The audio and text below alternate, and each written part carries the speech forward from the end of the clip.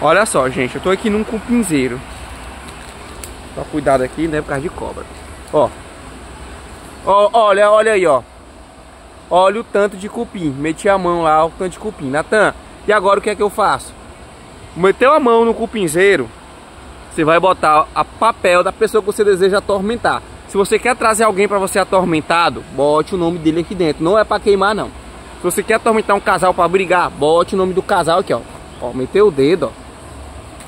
Eita, vai cair nas coisas aqui.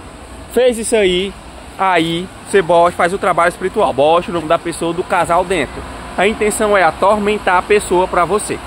Fazer, se for o nome de uma pessoa, atormentar ele para vir até você. Se for o nome de um casal, fazer esse casal brigar, se separar, viu, gente?